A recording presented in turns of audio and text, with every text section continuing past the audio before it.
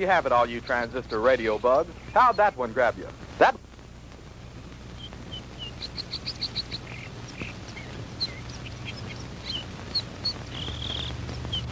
Howie, for heaven's sake, it's almost dark. If you don't hurry up, we're going to be late for the game. Margie, have you ever tried to fix a fuel pump to a rock and roll beat? Well, I'm sorry it made you nervous. I just thought it was a good chance to get in some practice. It's okay. Forget it. Nothing I can do anyway. At least not way out here. Well, I wish you hadn't taken this crazy nowhere shortcut. Boy, this is like Lostville. I know. I goofed. And I've got to get some help if we're going to get there in time for the kickoff. Hey, didn't we pass a farmhouse about a mile or two back down the road? Yeah, that's right. Back around the curve. Come on, we'll be shorter through those woods.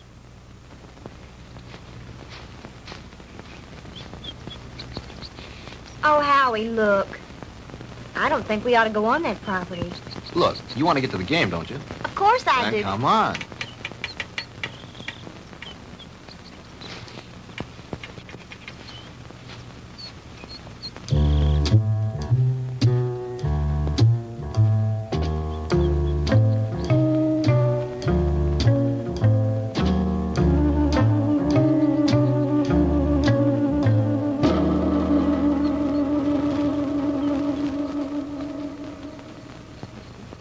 Howie, it's cold. And it's so dark, we should have brought the flashlight. It isn't working. Batteries are down and I forgot to replace them.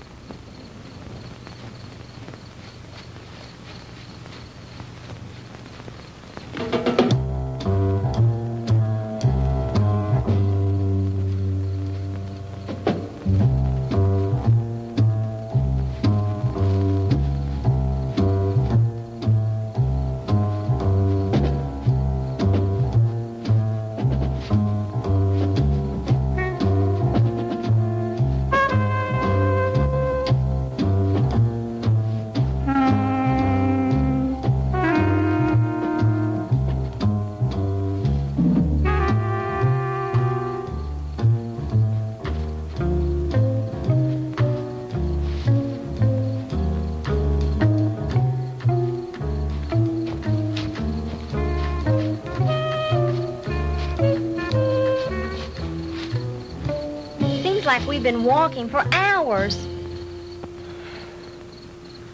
Well, it can't be much further now. Hey, there's a light.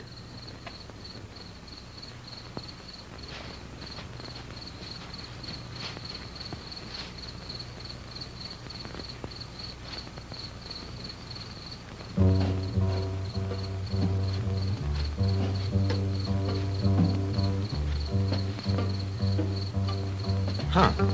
That's strange. Campfire way out here in the middle of the woods and nobody around. Kind of creepy, isn't it? Yeah. Hold it right there, both of them. Hey, Dad, what are you made up for? I mean, what's the bit? Hey, now, don't point that thing at us. It could go off. Come on now, who are you guys? What kind of a joke is this? I mean, out here in the middle of... Joke, boy? You think this is a joke? Howie, I'm frightened. Look at him. It's got to be some kind of a gag. This can't be for real. Howie, what's it all about? I don't know.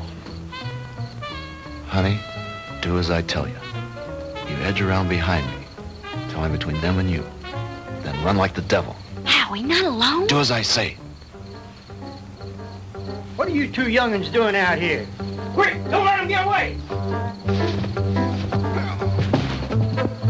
Run, Margie! Head for the car! Stop, boy! I'll shoot!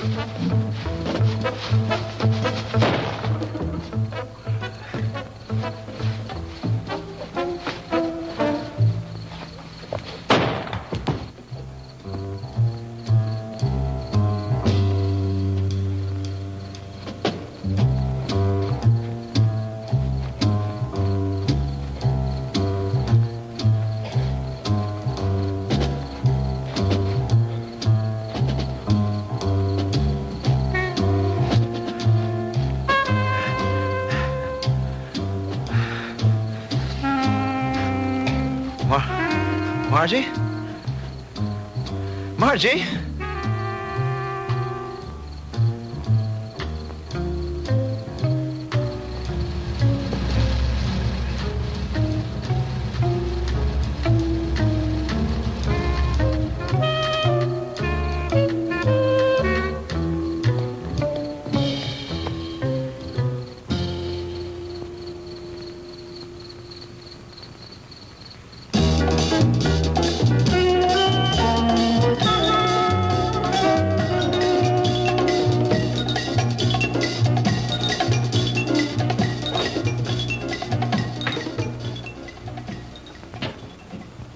Oh, hello, Jim. What do you need? I need my ever-loving paycheck. What's the rush? Payday's tomorrow. I know, but Reed said you'd have it for me tonight. Oh, did he now? Yeah, that way I get a couple hours head start on my first vacation in 3 years. Relax. The girl's on her way up from accounting with it now. Where you going on this vacation? Some place that can't be reached by telephone, telegraph, teletype, or carrier pigeon. You don't think we'd interrupt your vacation now, do you? Why not? You guys did it for the last 2 years. Jim, nice story you turned in. Well written. Had a lot of punch. When he talks like that, he wants something. As a matter of fact, there is one little favor I'd like to ask you to do before you leave. Uh-oh. Here it comes. As a matter of fact, here it is. The accounting department is certainly coming up with much more interesting figures lately. See you guys. Oh, come on, Jim. Now, this will just take a few minutes. Not much out of your way. All you have to do is get a few details and phone them in from there. From where? Carver Street Hospital. Murphy called in from police headquarters, and some college kid was brought in with a gunshot wound. Here's his name. Why doesn't Murphy cover it? He's on police tonight. He's busy on the cat burglar story. Who shot the kid? That's what I want you to find out. May not be anything in it, but you never can tell. Okay, I'll do it. But afterwards, I'm leaving for my vacation. Definitely, irrevocably, and finally. Do you read me Great White Fathers? Only too clearly. Have a good time. I intend to.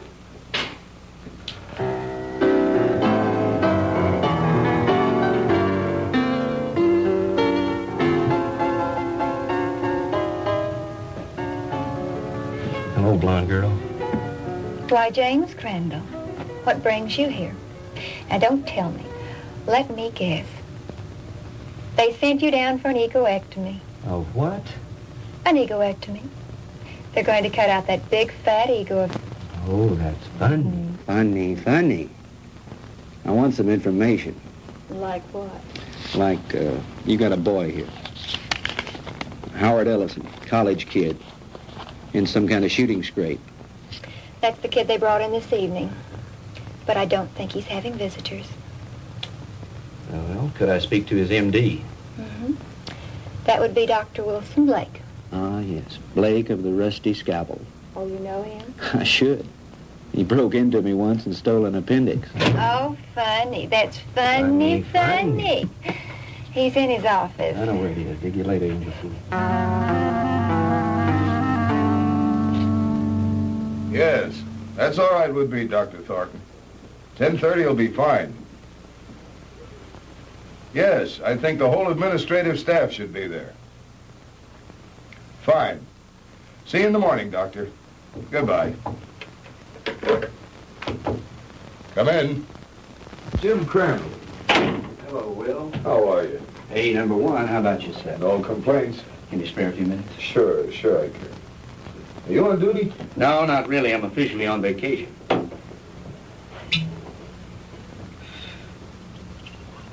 Soda? Just straight, thanks.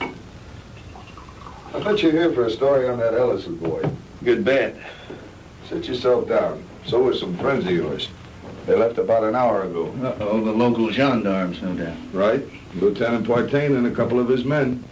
They talked to the boy for about an hour and then finally... Wait a minute. Talk to him?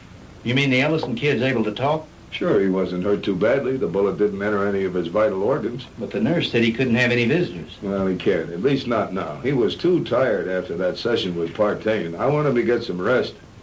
Well, when can I see him? In the morning. In the morning? But talk, I gotta phone something into the editor. I can't fool around on this thing. I leave on my vacation tomorrow. Well, I envy you. We're so short-staffed here at the hospital, there's no telling when I'll be able to take a vacation.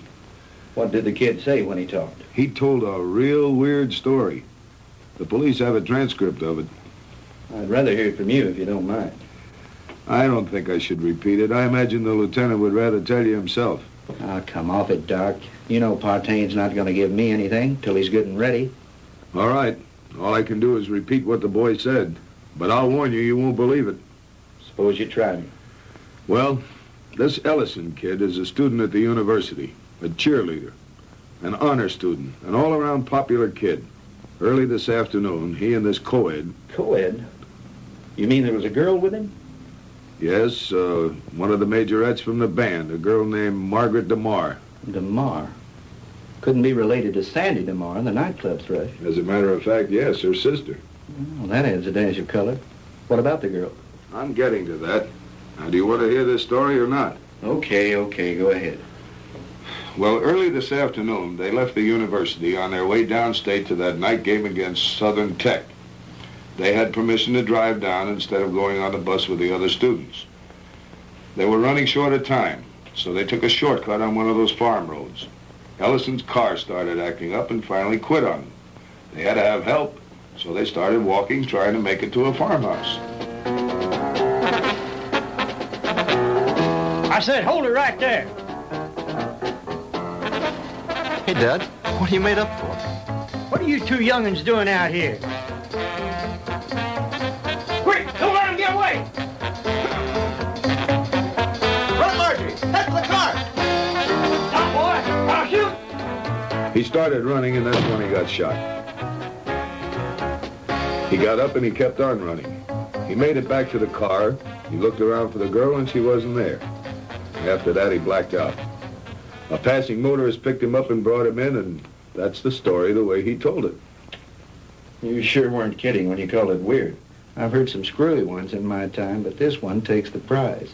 Yeah, that was exactly my reaction, at first. What do you mean, at first? Well, sometimes I'm forced to alter my opinion by certain evidence. I don't know if you're aware of it, Jim, but my hobby is American military history. I collect historical military objects like some men collect stamps, like this item that was brought in by a patient a couple of months ago. You know what that is? Well, it looks like some kind of rifle slug. Mm-hmm. I have a cigar box full of those at home. My brother and I used to find those in the woods and dig them out of trees when we were kids, back in Georgia 30 years ago. It was one just like the one you're holding now that I took out of young Ellison's body and gave to the police this evening. And if you ask me, they're going to have to dig a long way back in their ballistics file to find anything that matches that. Yeah? Yeah. You see, that's a mini-ball. The kind of a bullet they used during the Civil War.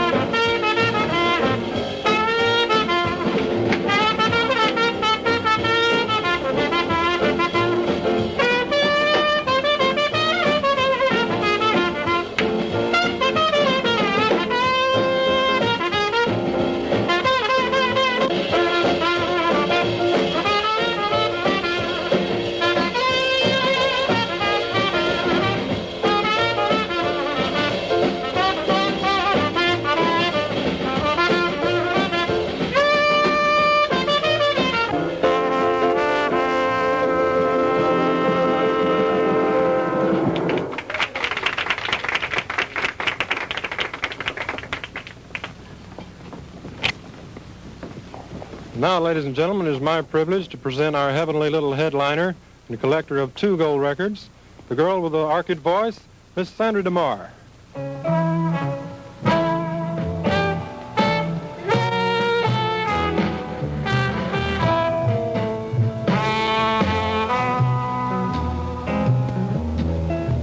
Go on away and leave me alone. I want to be by myself when I cry. And there's gonna be some crying, 'cause I just told my baby goodbye. Get out of here and leave me alone.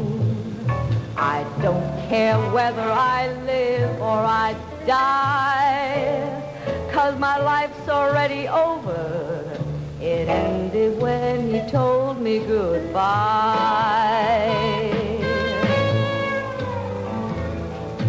Why is it everything happens to me and my dreams all explode in my face?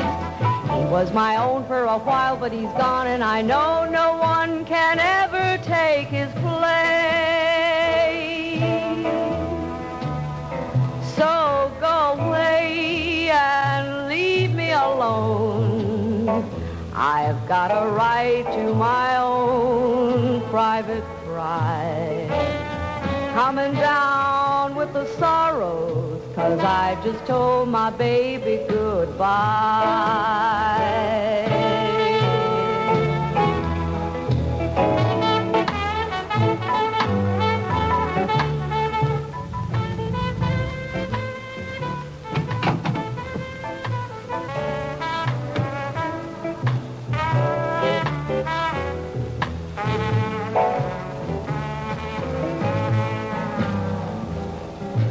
Why is it everything happens to me and my dreams all explode in my face?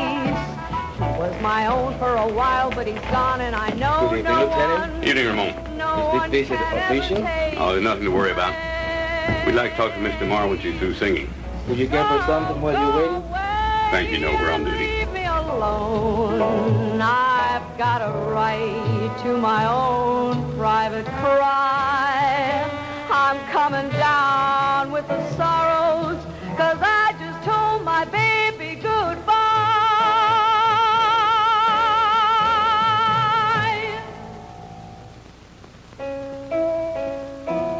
'Cause I just told my baby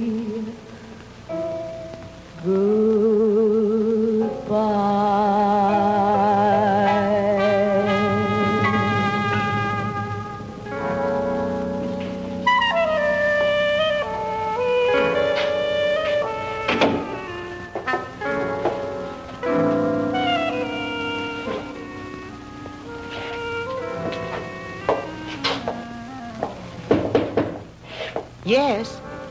Sandy, are you decent? Yes. 2 gentlemen from the police department want to talk to you. Police? Yes, Miss DeMar. I'm Lieutenant Partain, and this is Detective Lasky. We're just making a routine investigation. Have you heard from your sister this evening? Margie? Why, no. Why do you ask? Well, we just thought she might have called you. You see, we have reason to believe she may be missing. Missing? I don't understand. She's at a football game in Stephenville with Howard Ellison. I'm afraid not, Miss DeMar. Maybe you'd better sit down and let me tell you all that we know about it so far.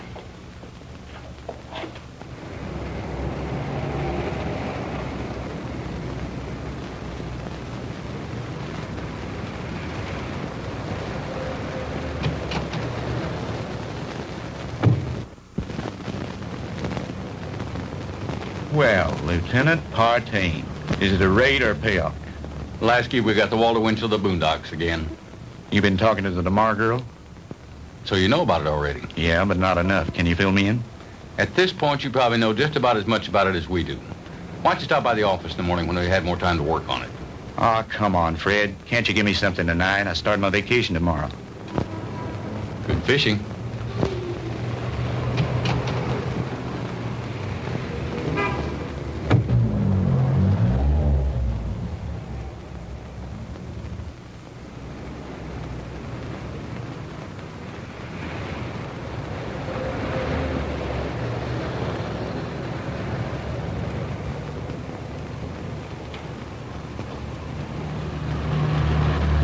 Miss DeMar? Yes?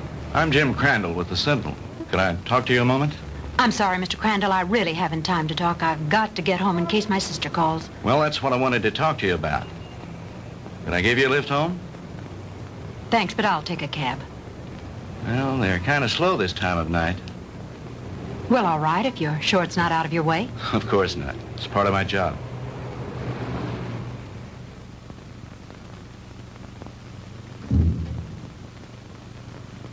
What's the matter? Mr. Crandall, I'm too upset to go home. You know my sister's missing. Yes, Do you know where it happened? just about. Would you drive me there? It's nearly 1 o'clock in the morning. Besides, what if she calls you? If she were going to call me, I'm sure she would have done so by now. It's nearly a 45-minute drive up there. Howie was picked up on a farm road just this side of Stephenville. If it's too much trouble, you can drop me at my apartment and I'll take my car. You're pretty determined to go, aren't you? If my sister's in trouble, I've got to be near her. Hop in. I need to go up there myself.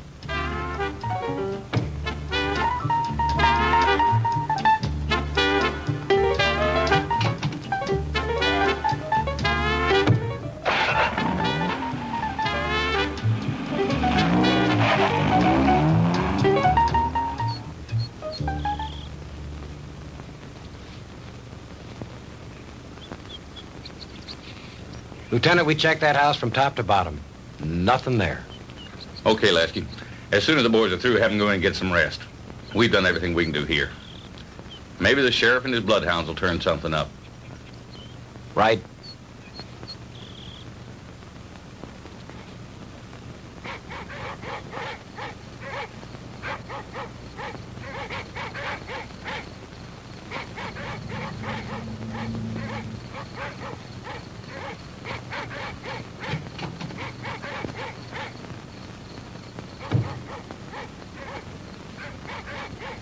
Lieutenant Partain around? He's up in the woods someplace. Evening, ma'am. Has there been any news of my sister? You're Sandra DeMar? Here comes Partain now.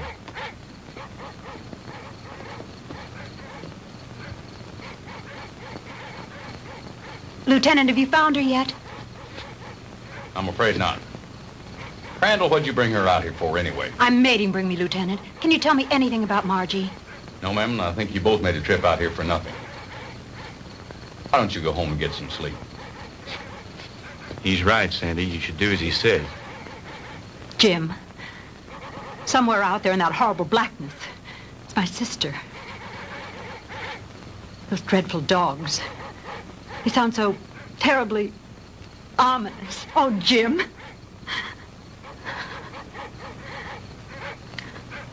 Come on. We'd better get back.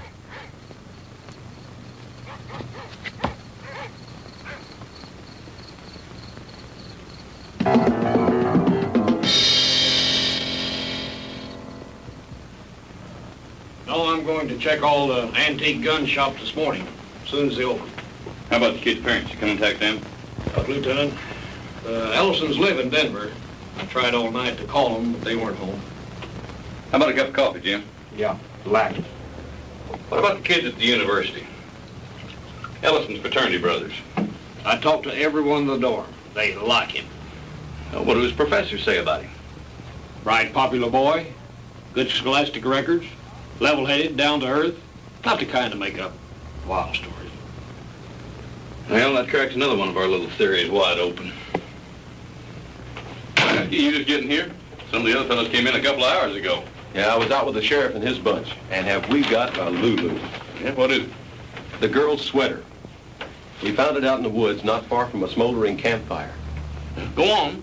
Well, we gave the scent to the dogs, and they took off like Moody's goose. Well, we followed them for about a mile or two, till they got through the woods and into a small open space. Well, the dogs got about halfway through the open space, and then they stopped. Well, you've never seen so much confusion of tangled dogs in your life. They didn't know which way to go. The scent had stopped right in the middle of nowhere. It was as if the girl had just been snatched off the face of the earth into thin air. Wait a minute. You mean no footprints, no tire tracks, no nothing? Well, nothing but this. Well, so you found part of a costume. Costume? This is the real article. I checked it out. What do you mean, checked it out? Look at the label on the inside. McCord Brothers. McCord? Outfitter to the military. Charleston, South Carolina. I checked with the Charleston department, and they gave me some very interesting facts from one of their newspapers. It seems that McCord Brothers, the company that made that hat, burned to the ground in 1869 and was never rebuilt. It's been non-existent for over 100 years. This case is getting screwier by the minute. Don't it, though? I'll have you run this down to the lab and then go home and get some sleep. How about me, Lieutenant? Sure, go on home. You've earned a rest. Well, what do you think? How was Mr. Marr when you left her? Shook up, naturally. She's spending the night with a girlfriend. Fred, about this whole mess, what's your opinion? I'm not paid to have opinions. I'm paid to put jigsaw puzzles together. But seriously, what do you think? I think there's a logical explanation to everything. Two men were in those woods in costume and makeup. Anyone knows there's lots of guys around nowadays who collect antique guns. They belong to clubs, they have meetings and shooting contests every so often. A couple of them got liquored up a little, wanted to have some fun and scare the kids. But something went wrong. It's as simple as that. My hunch is, as soon as they get up enough nerve, they'll come in, give themselves up. It's a nice theory, Jim, but what happened to the girl? Well, your guess is as good as mine. Jim, you know, this whole thing is, well, it's spooky. Reminds me of something that happened in Germany in 1945 towards the end of the war. Yeah? What was that? Our outfit liberated a small concentration camp near the Alsatian border. When we took it, we expected to find the usual half-starved, ragged inmates. And you can imagine our surprise when we were greeted by about 50 young people, all a picture of perfect health. That sounds a little hard to believe after all I've read of Dachau and Auschwitz. Well, that's what made it hard to figure. Here were these kids, none over 21 and some as young as 5, living in apparent luxury. Good food, complete recreational facilities, no forced labor. Reminded me of a bunch of calves being fattened up for the kill. You mean there were no old people in the camp? There were a few, but not alive. We found their bodies in the rooms next to the ovens. Apparently, we'd taken the camp so fast they hadn't had time to dispose of the bodies. But before they left the night before, they blew up the largest building in the camp. It was some sort of a laboratory. And inside, amidst the rubble and blown into a million pieces, was the screwiest piece of machinery I've ever seen. Some sort of a crazy electronic apparatus. And half buried underneath it amidst the rubble, still strapped to a table, was an old man. Just barely alive. Our medics tried to save him, but they couldn't. Now here's the weird thing. This is the part we could never understand. In trying to identify him, we checked the camp records with the prison number tattooed on his arm. According to those records, that old man should have been an 18-year-old boy. What about the other bodies? Same thing. Their numbers indicated they all should have been kids. What type of experiments were they conducting there?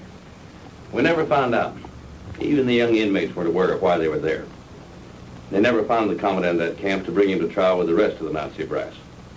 His name was Ernst von Hauser. Did you ever hear of him? He was a German physicist, a contemporary of Einstein's. I don't follow you. You mean you think there might be some connection between all that and what happened here last night? I'm not saying that, no. But just suppose, for the sake of argument, the Ellison kid did see two men out of the past of 100 years ago. That would mean somebody around here is tampering with time. Somebody was also tampering with time in that concentration camp. Now, wait a minute. Let me get this straight. You think that the machine found in that concentration camp was some kind of time machine, and that there may be another one like it around here. Is that what you're saying? I'm not saying anything. I'm just supposing. After all, they never found von Hauser. Lieutenant? Yeah, Walt. Captain wants to see you in his office. Wants you to bring the file on the Maddox case. Be right there. How am I ever going to turn in a story like that? That's your problem.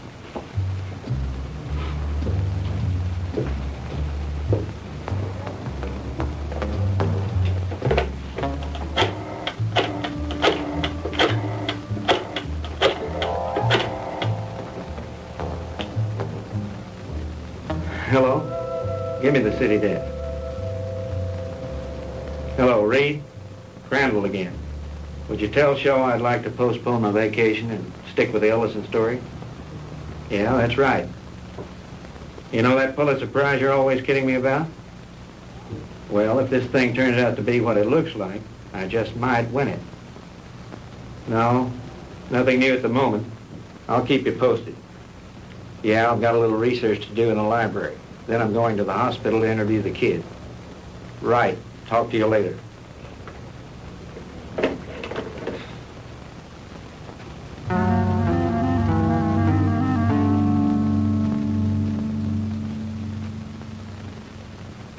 All right, Howie, you can go on with your story. That's about it, Mr. Crandall. I remember reaching the highway, and Margie wasn't there. And then I blacked out, and the next thing I knew, I was here at the hospital. And you really don't think, Howie, that those guys were just a couple of kooks in Civil War costumes? Mr. Crandall, I don't know how to explain it, but I got the distinct feeling that these guys were for real. I mean, like something straight out of Gone with the Wind. Howie, what's your idea of what happened to Margie? Do you think these two guys grabbed her? I don't know, Mr. Crandall. I don't know. That's what's bugging me out of my skull. Nurse, is Mr. Ellison awake?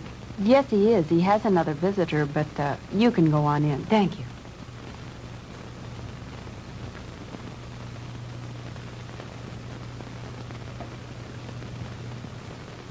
Sandy. Hello, Howie. How are you? Hello, Jim. Good morning. Have you heard anything from Margie? Not yet. I brought you some flowers. Thank you, Sandy. I'm sorry about all this. I mean... It's all right, Howie. Now, don't you worry. Whatever happens, I know it wasn't your fault. Jim, have the police found out anything yet? No new developments. I'm going up there in a little while and have a look around myself. I want to see the place in the daylight. Would you mind if I went with you? Of course not. I'd enjoy your company. Howie, would you forgive us if we ran off right away? Sure. I understand. I'll drop back in later. Bring you some magazines. Yeah.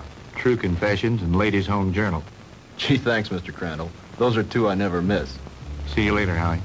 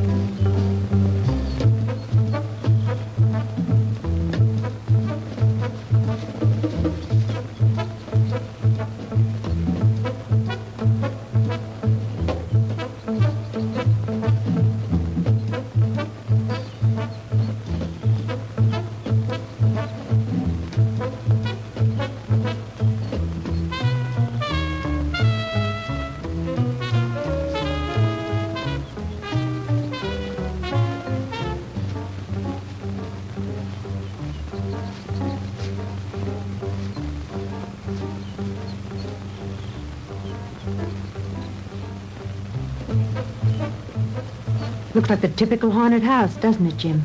Yeah. The meadow where they found the cap and where Margie's trail ended is supposed to be nearby. Do you think this old place has anything to do with her disappearance, Jim? I don't think so. They searched it and didn't find anything. Her sweater was found somewhere in those woods. I think I'll have a look around.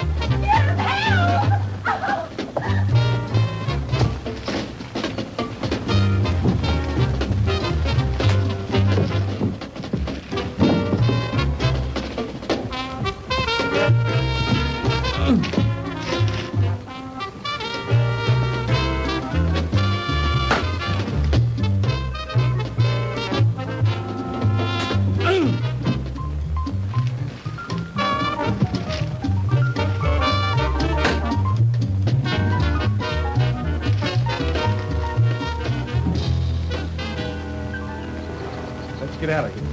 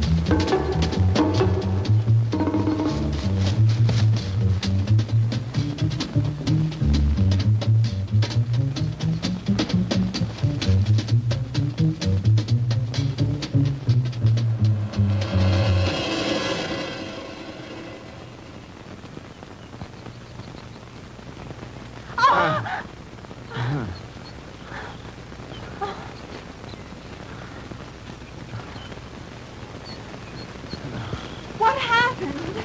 I don't know, but we better get back to the car.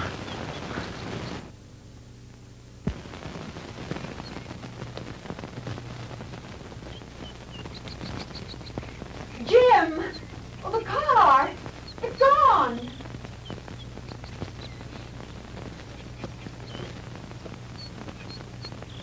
Jim, someone must have stolen it. I would have heard the motor start up. Besides, I had the key in my pocket. Well, this must be the wrong place.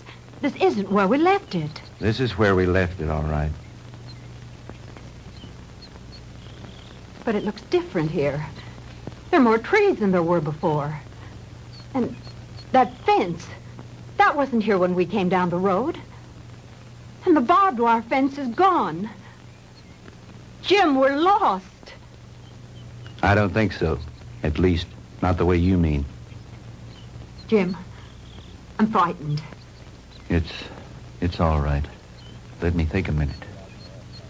This road was paved, and now it's dirt. And there isn't a telephone pole in sight. I know. Jim, what is it? What's happening? I don't understand it. Where's the car? Where are we now? Jim, I know you know what's happening to us, and you won't tell me. And why not? What's going on? Fantastic. Incredible. I never really believed it. Tell me what's happening. Sandy. What's going on? What dreadful thing Sandy. is happening? Tell me. It'll be all right. Everything's going to work out. But we have to keep our heads. I believe our best bet is to follow this road and see where it leads. Come on.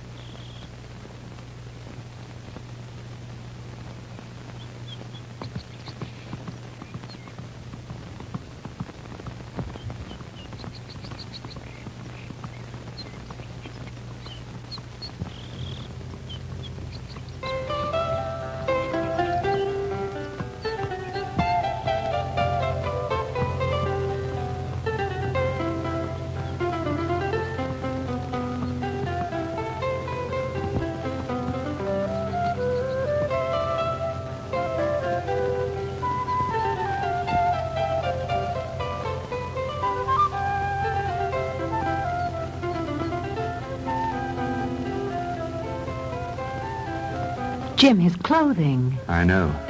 Ours are just as strange to him, especially your short skirt. Friend, what year is this? Where are we? Witchcraft! Witchcraft! Ha!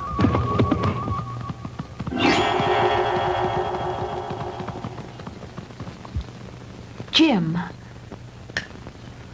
Honey, I don't know how to explain it, but somehow we've been set back in time. But Jim, that's impossible. Impossible. I know it's supposed to be impossible, but it seems to have happened. Well, let's not try to figure it out now. We've got to get somewhere to find some help. Some way.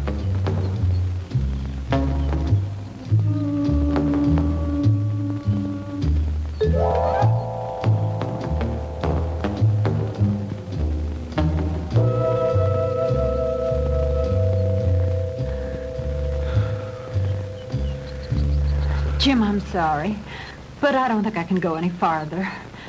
I simply have to rest. All right. We'll stop for a while.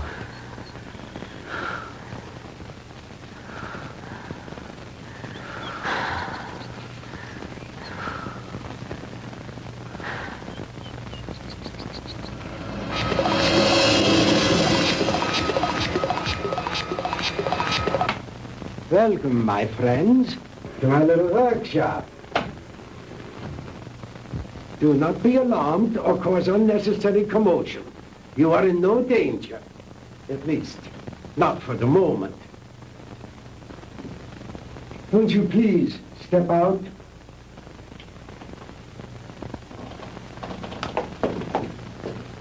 I am Dr. Ernst von Hauser. These are two of my assistants, Manfred and Wolf. Where are we? I told you. We are in my little workshop. And I tell you again, please do not be alarmed. What time is this? What century are we in? Does it matter, my friend? There really is no such thing as time, except as a relative measuring device in your own mind. We're not interested in double talk. What happened to Margaret DeMar? What have you done with it? Please, Mr. Crandall, you will please remain calm. What have you done with my sister? Your sister is entirely safe, Mr. Marr, and I assure you I did not bring her here intentionally. She certainly didn't come here of her own free will. I didn't say that. I brought her here to keep her from harm. Then where is she? Let me see her. But of course. To the armor! Kommen Sie her! Schnell! To the armor. Bringen Sie Fräulein DeMar zu ihrer Schwester. Well,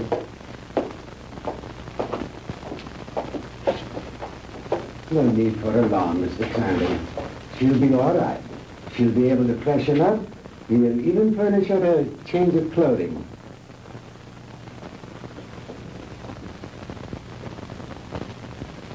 I notice you were intrigued by my servant girl, Didiana.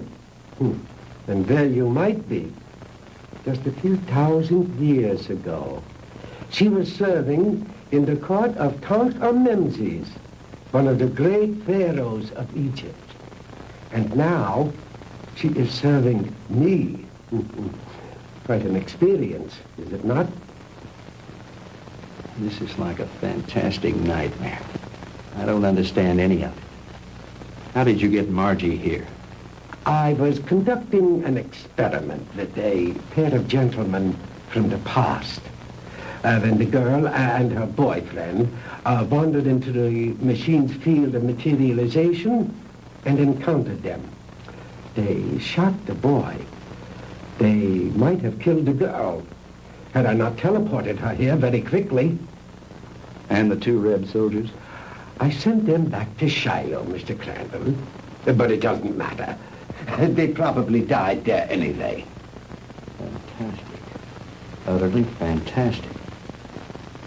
Tell me, Doctor, why did you send Sandy and me back to 1789? I admit I took advantage of you to conduct a little experiment. Oh, yeah, it was a little dangerous, but you see, no harm has come to you. super spectronic relativity? I believe that's what you once called it. Oh, then you are familiar with my work. To some degree, yes. I read up on you this morning in the library after talking with the police. Oh. And what did you learn about me? Quite a bit. I know of your early career and some of the brilliant discoveries you made in the field of physics, and that you were expelled from the International Congress of Physicists because of your theories. Oh, that was a humiliation which will soon be avenged, Mr. Crandall. But go on. What else did you learn of me? Well, I know that you were a friend and sponsor of Adolf Hitler, that you helped elevate him to power in the 30s, and became the organizer and administrator of his Department of Scientific Warfare. That's another thing that puzzles me, Herr Doctor. Why a man of your brilliance should identify himself with a fanatical madman like Hitler. How dare you refer to Adolf Hitler as a madman? He was a great genius, ahead of his time. The world, in its ignorance, was not ready to accept him. The world did not accept him because he was a lunatic, bent on enslaving it. Do you call a man who is responsible for the mass murder of millions a great man, a genius? Anyone with enough intelligence to examine history knows there are times when lives must be sacrificed for the benefit of future generations.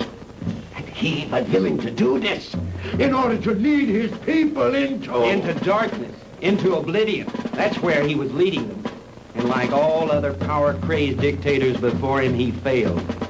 Thank God there were people in the world with enough courage to resist and to conquer him. What do you know in your stupid, petty little mind?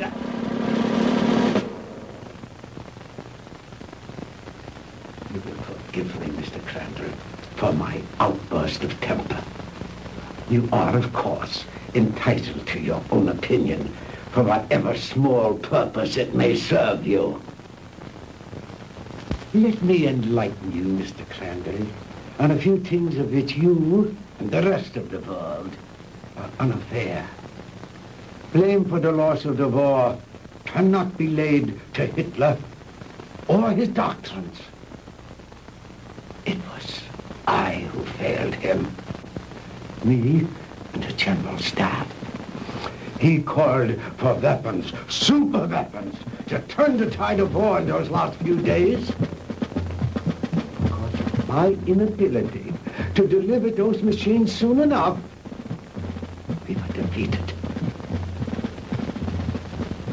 It might interest you to know that during those last few months of the war, we had almost perfected weapons so far in advance of anything that had gone before them as to make modern warfare in all its forms completely obsolete. Oh, if we had only had time for further experiments. I know of some of your experiments, like the ones carried out in a certain concentration camp. Oh, then you know about the aging machine. Yeah, they had almost perfected that one when the war ended. Oh, but that machine was one of the more primitive devices, like the jets and the rockets that we used so briefly.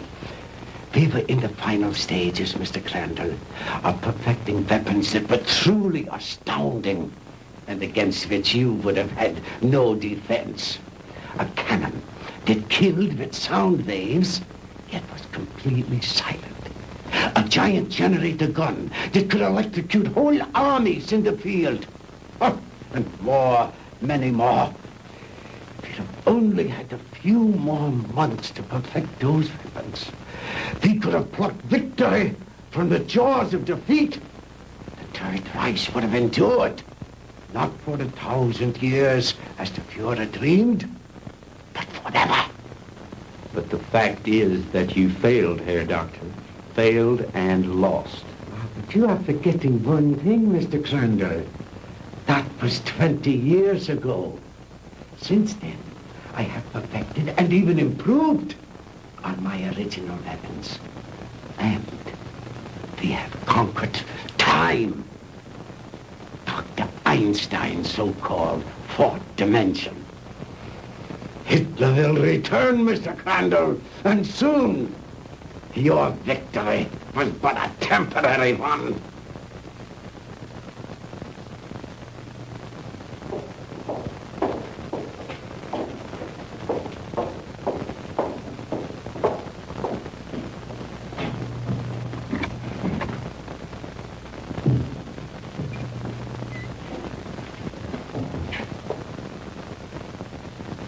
Margie, baby, Sandy.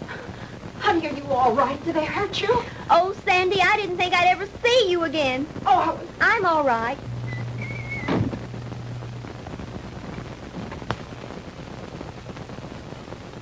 Let us out of here. Open this door. Let us out. Please, don't let them keep us here.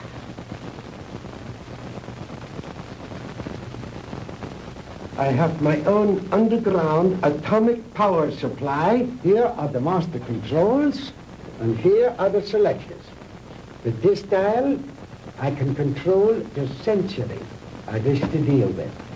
These other dials, of course, are for the selection of the year, the month, the day, even the hours and minutes, and even seconds. These are the acceleration switches with which I can control the velocity or speed of the passage of certain relative segments of time, just as you would increase or decrease the speed of an automobile. Is that too difficult for you to grasp, Mr. Crandall? Frankly, I'm beginning to doubt my sanity. You needn't. After all, there are very few people in the world who can understand even Dr. Einstein's theory of relativity. And my theories go far beyond his. But you are an intelligent man, Mr. Crandall. Perhaps I can explain it a bit more simply.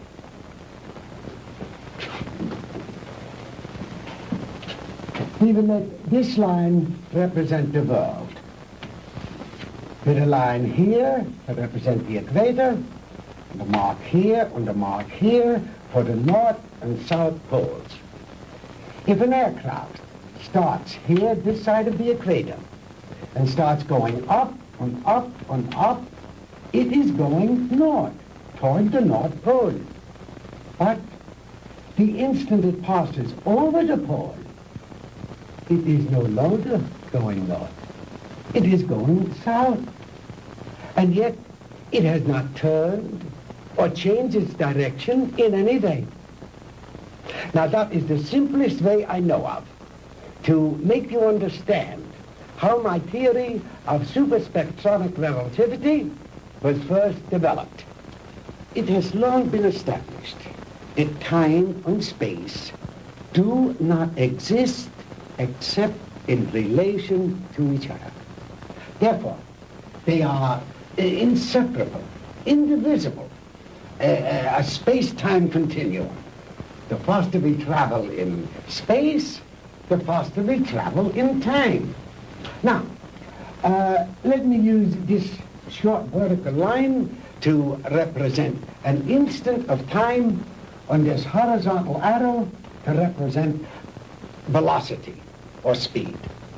Now then, scientists have long held that light is the top limiting velocity in the universe. In other words, there is nothing in the world faster than light. And yet it is known that beta particles ejected from the nuclei of radioactive substances can attain velocities up to 99% that of light. Now, I have always based my theories on the premise that there is no limit to space. The universe is limitless. Well, if there is no limit to space, then there is no limit to time, and no limit to velocity. Therefore, I thought there must be something in the universe that was faster than light. Oh, the years of frustration and failure before I finally had to submit to the one irrevocable fact: there is nothing in the universe faster than light. But I discovered a new ray in the spectrum with a wavelength infinitely shorter even than that of the cosmic ray. This ray I called the minus ray.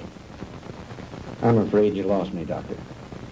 Well, in other words, while I discovered that the velocity of light is indeed the top velocity in the universe, that velocity need not remain constant. I discovered that through minus rays, velocity could actually be accelerated. And let me illustrate in this way. This line represents an instant in time. An instant, that is, in relation to our immediate vicinity in space. Now, if you enter a dark room or flip a switch, that room is instantly flooded with light. That is because that light, traveling at its great velocity, takes hardly any time at all to cover that small area of a room. It is immediate, instantaneous. Now, if that light had traveled any faster, it would have come on before you flipped the switch. Are you beginning to understand? I think so. Fine. Now then, just as I illustrated a moment ago, with the airplane flying up over the world, heading north until it passed over the North Pole, then its direction became south. The same thing is true in a sense of time. If the velocity of ordinary light, represented by this arrow, should be accelerated, then it will pass beyond the instant, represented by this vertical line, and no longer be moving in the direction of the future, but it will be moving in the direction of the past. It will no longer be going forward in time, but backward. The greater the velocity, or I should say, the greater the acceleration, the further back in time it will travel. In other words, if a guy left New York for Los Angeles and traveled fast enough, he'd get there before he started. You joke, Mr. Crandall, but crudely expressed, that is exactly what would happen. Why are you telling me all this?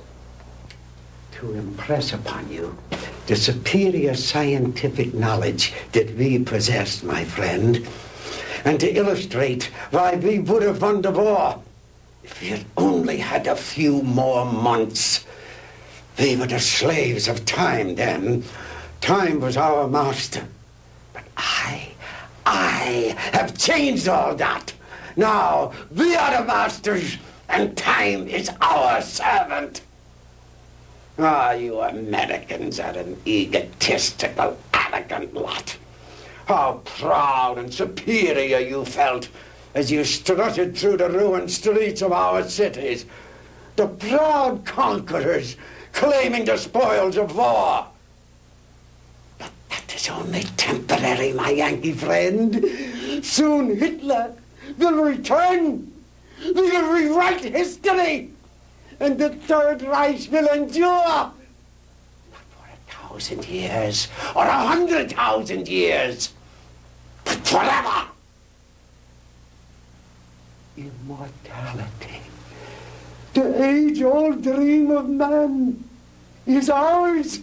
The rest of the world will fall at our feet, and we shall rule for all eternity.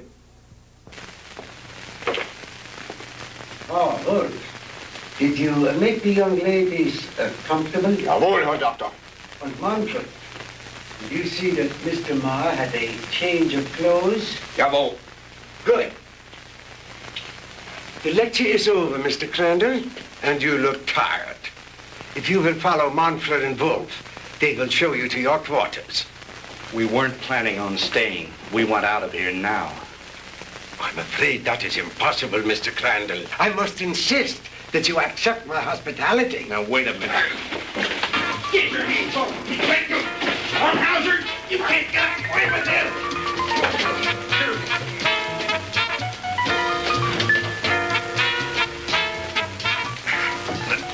Jim! Jim! Sandy, are you all right?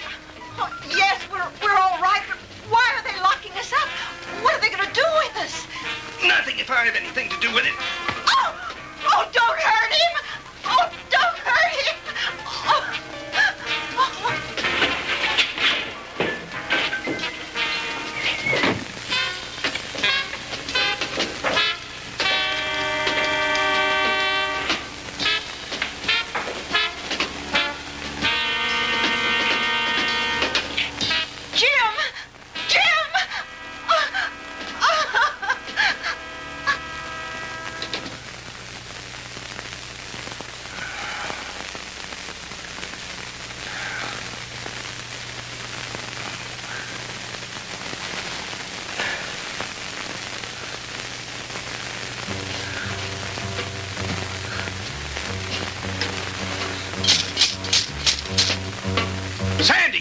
Sandy!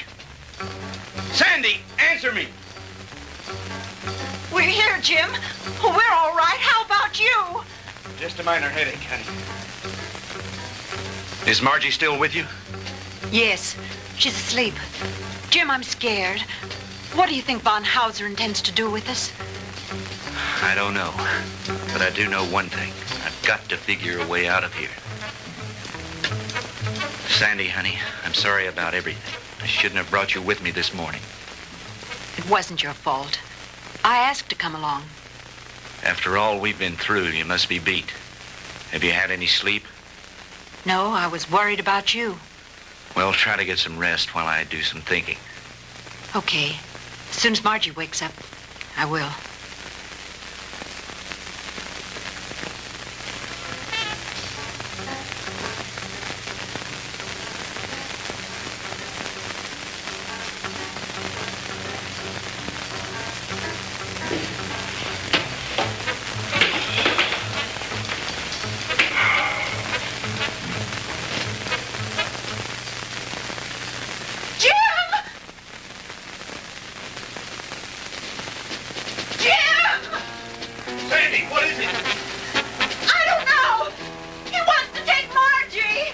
Kommen Sie her, Fräulein.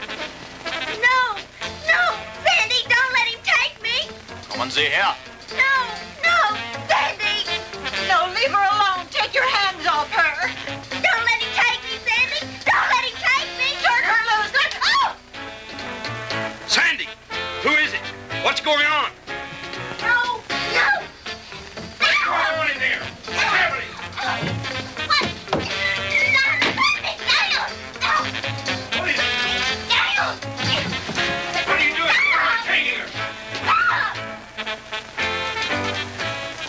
Margie! Margie!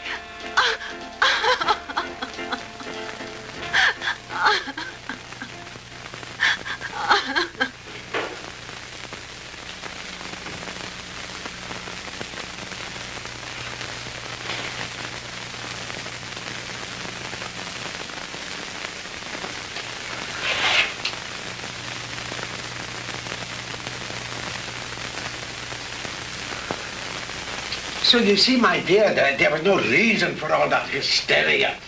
You've really nothing to fear. While I have never before tried sending anyone into the future, there is no reason to believe that the experiment will not be successful. And if something should go wrong, it will happen so quickly, you'll never feel a thing.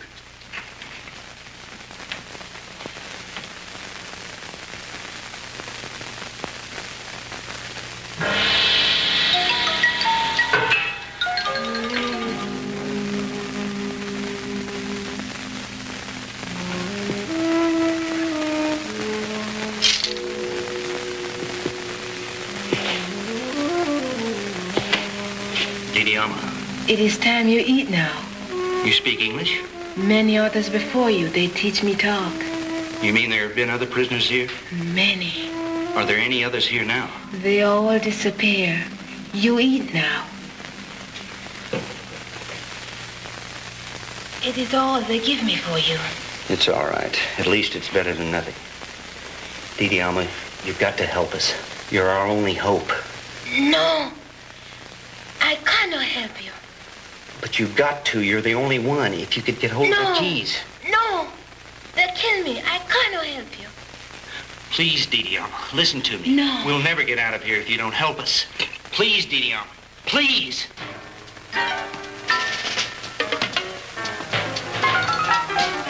I bring you food. You eat. Thank you. Sandy, see if you can persuade her to help us. It may be our only hope. Someone come. I must go now. Was ist los, Herr?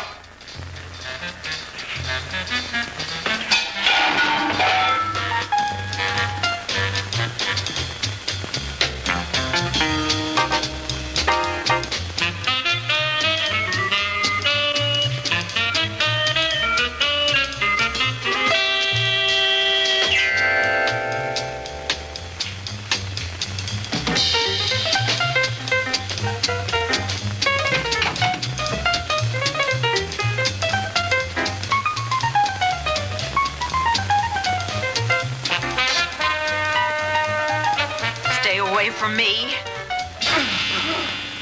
Oh!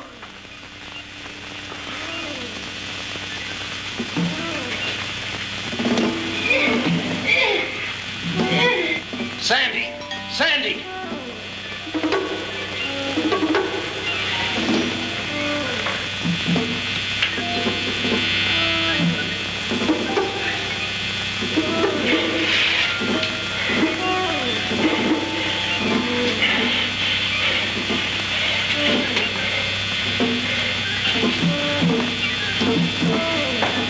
Sandy! Sandy!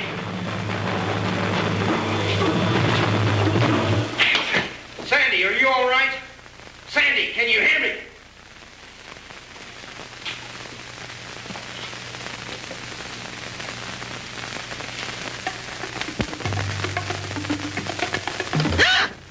Sandy, honey, thank God you're safe. Quick, get his keys.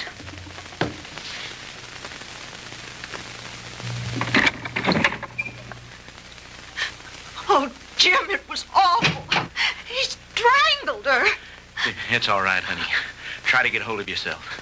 We've got to get out of here. I'll be fine.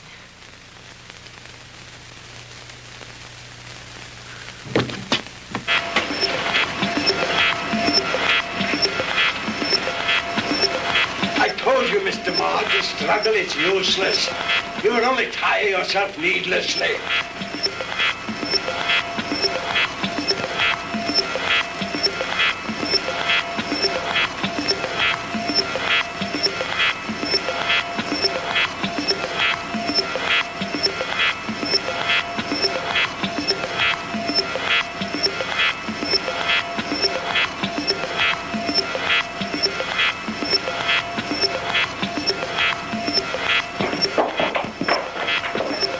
You got that machine on again.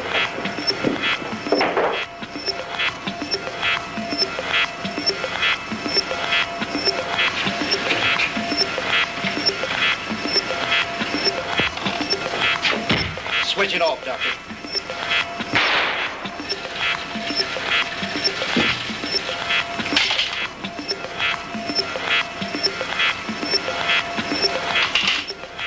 Jim, look, Marjorie.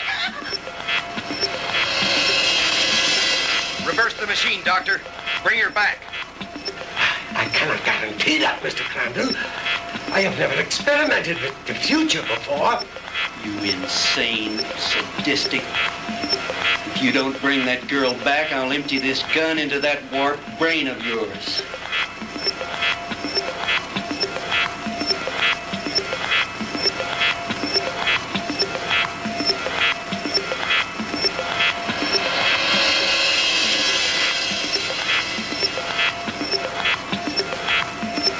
Margie, darling.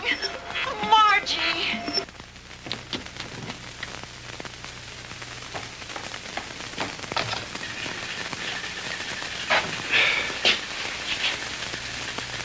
It's too bad, Mr. Crandall, that you are not interested in science.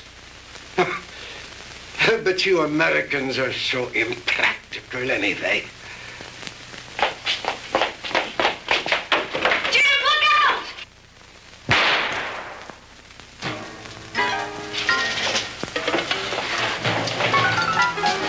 Just don't you try anything, Bunker. Don't try anything. That should cut down on your time travel, my good doctor.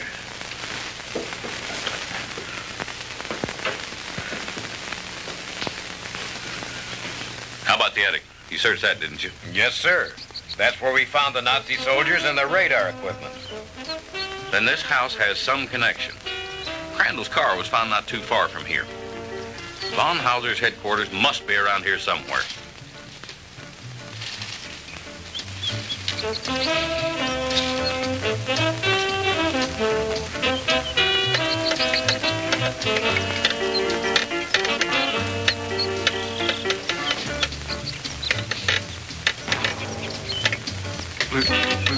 Lieutenant?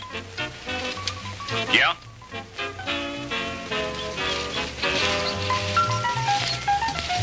What is it, Finley?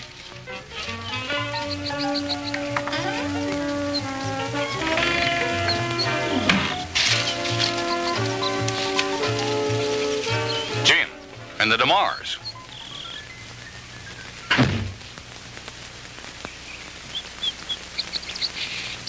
Where in the devil did you three come from? Von Hauser's country place, Fred. We spent a very interesting night there. Where is Von Hauser?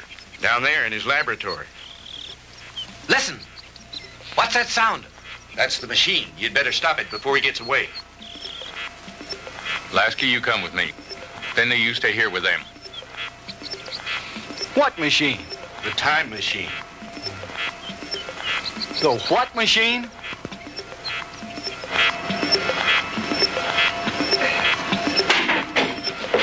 All right, Professor, hold it right there. Get away from that machine.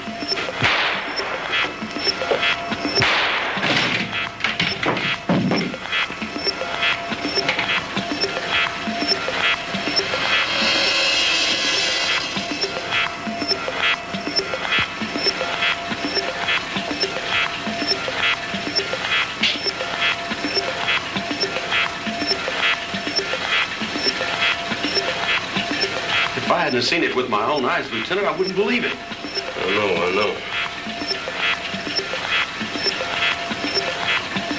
Ask you if you ever tell anyone what I'm about to do, I'll have your job so help me. Is that clear? Lieutenant, I ain't seen nothing.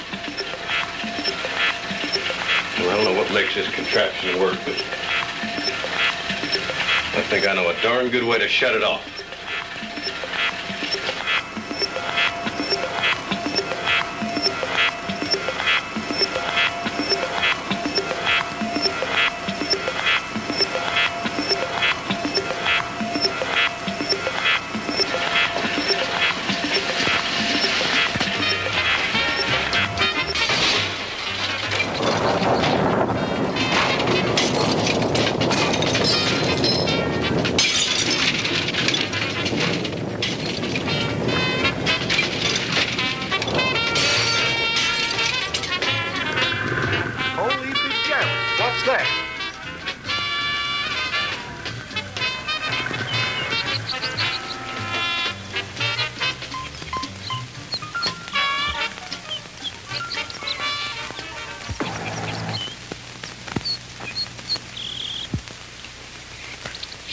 What happened down there, Fred?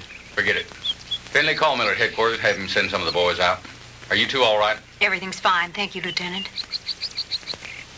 Why don't you take the two ladies home? Come on, Lasky.